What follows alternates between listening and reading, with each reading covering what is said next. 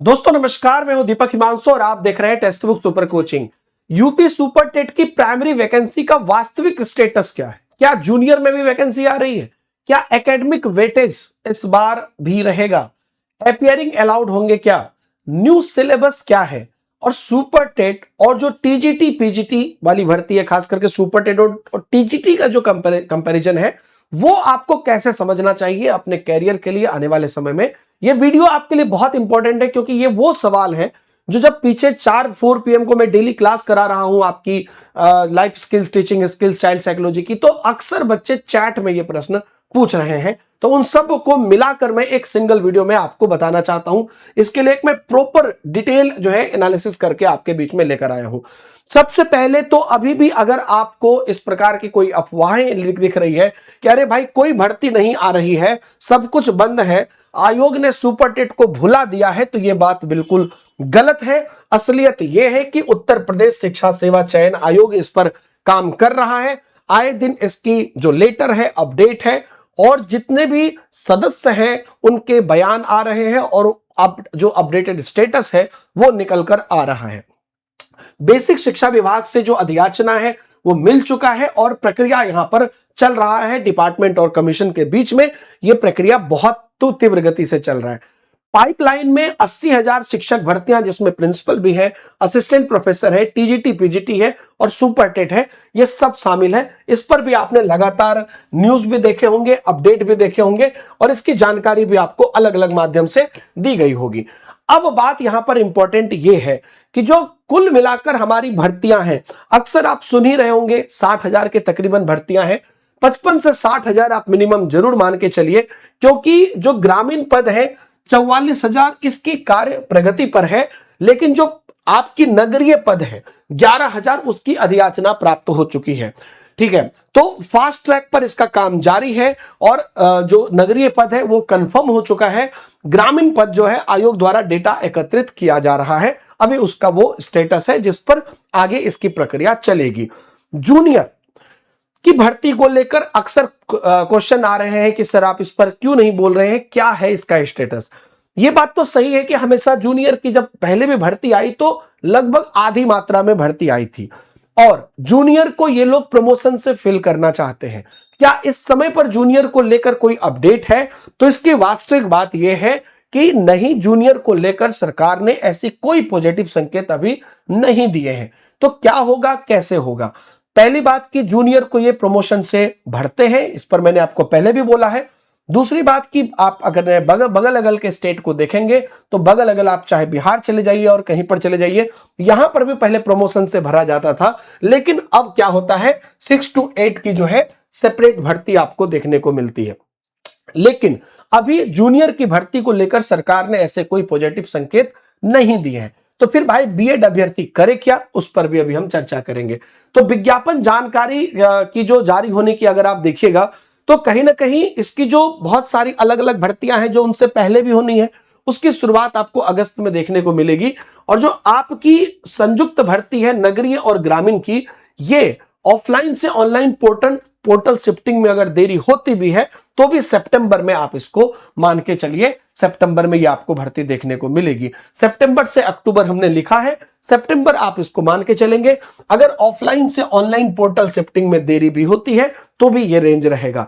सबसे पहले आपके प्रधानाचार्य के जो 111 पद है उस पर भर्ती होगी, असिस्टेंट प्रोफेसर पर के विज्ञापन आएंगे और उसके बाद आपको सुपर टेट के आएंगे।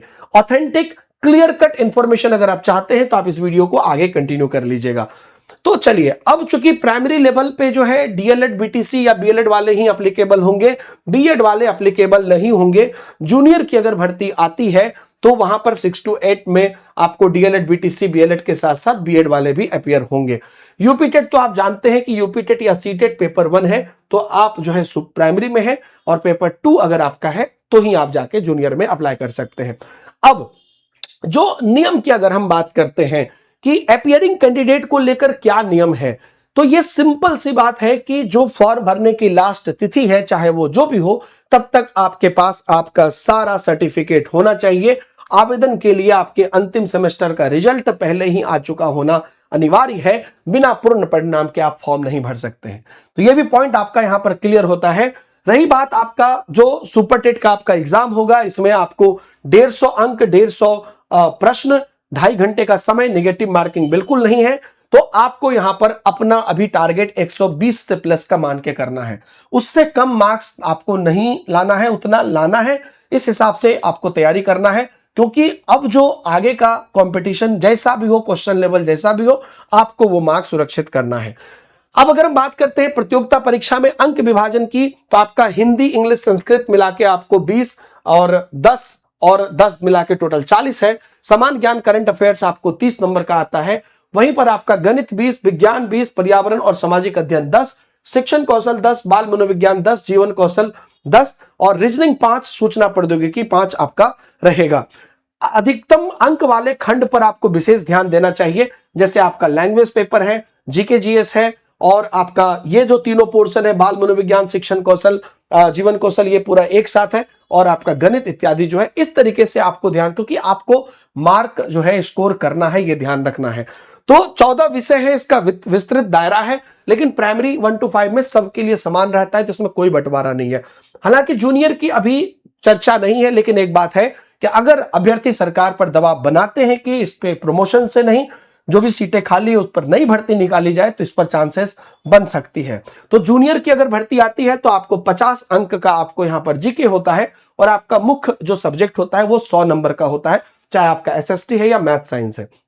तो जूनियर में आपको अपने मेन सब्जेक्ट पर पकड़ बनानी पड़ेगी। प्राइमरी में मैंने आपको बता दिया, चूंकि ये बाइफर्केशन है, तो ये सभी चीजों पर आपको ध्यान केंद्रित करना पड़ेगा। अब आते हैं कि इसका जो मेरिट गणना सूत्र होगा वो कैसा होगा।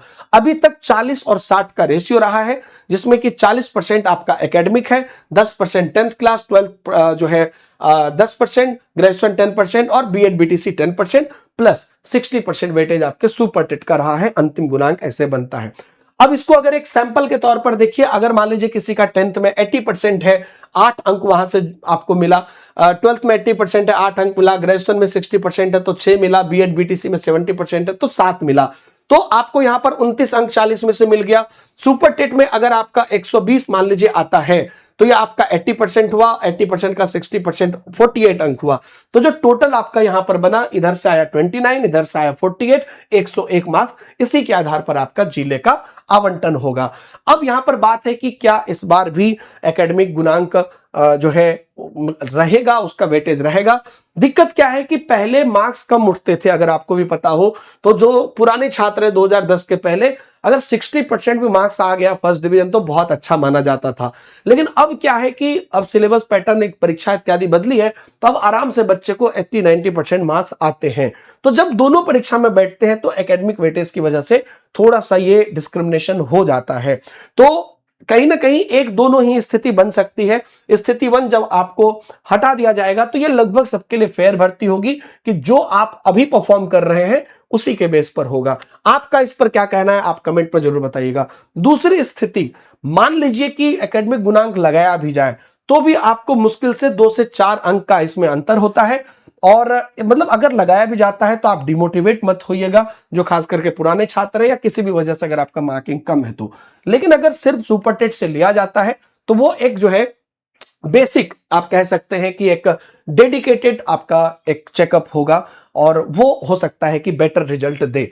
तो अगर आप मान लीजिए बीटीसी डीएलएड है, तो आपके लिए अभी प्राइमरी भर्ती में तो क्लियर है ही, नगरीय क्षेत्र वाला, ग्रामीण पे भी चीजें चली रही है जिस पर आपको पूरा फोकस करना है। लेकिन अगर आप बीएड है और अभी जूनियर की निश्चित रूप से हर दिन क्वेश्चन आ रहा है, तो उस पर अगर आपको अपडेट नहीं दिख रहा है या जो भी उस पर होता है, लेकिन आप कहीं ना कहीं प्राइमरी में अमान्य है, जूनियर अगर आता भी है तो पद कम होंगे, हमेशा से ये रहा है। अगर आता भी है, अगर संभावना बनती है तो उसमें कम पद होंगे, इसलिए आप अपने टीजीटी पर पूरा फोकस करिएगा बीएड वाले अभ्यर्थी।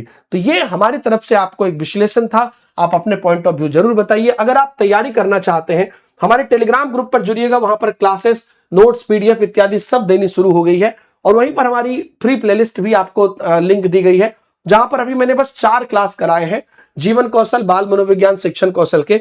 आज हमारी मैराथन है, 500 क्वेश्चन आपको हर पार्ट पर मैं एक ऐसा गेस्ट पेपर देने वाला हूं जो आपके लिए रामबाण होगा, और लगातार शाम के 4 बजे मेरी क्लास चलेगी, और टेलीग्राम पर उसकी लिंक मिलेगी, टेलीग्राम आपको नीचे दी गई है। और इसके अलावा अगर आप हमारे बैचेस से जुड़ना शुरू चाहते हैं तो हमने लॉन्च किया है मास्टर जी लाइव बैच। इसके अंतर्गत आपको live classes, test series, previous year, PDF, notes, practice set, chapter wise question, एक एक टॉपिक सभी सब्जेक्ट के आपको एक्सपर्ट फैकल्टी द्वारा करवाए जाएंगे। और ये आपको टेक्स्ट बुक के ऐप पर विजिबल हो गया है, आप जाके पूरा शेड्यूल देख सकते हैं।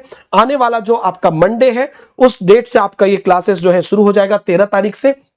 और आप नीचे सब्सक्रिप्शन का लिंक दिया गया है। टेक्स्ट बुक पर आपको 3 मंथ, 6 मंथ, 12 मंथ, इस 3 प्रकार के मेजर सब्सक्रिप्शन है। मेरे हिसाब से आप जो है 6 मंथ का सब्सक्रिप्शन आपके लिए अप्रोप्रिएट होगा। एक्चुअल में उसमें आपको पूरा महापैक है वो, जिसमें आपको अनलिमिटेड एक्सेस मिल जाती है। सुपर टेट के अलावा अगर आप और भी कोई एग्जाम की तैयारी कर रहे हैं, जैसे यूपी टीजीटी, पीजीटी की, या झारखंड, बिहार या सेंट्रल, सबका एक्सेस आपको मिल जाता है।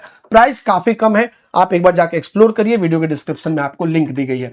और 3 महीने का भी आप ले सकते हैं अगर आपकी मर्जी हो तो, मात्र 529 में वो भी मिलता है। Thank you very much, see you in the next class, bye bye, जय हिंद।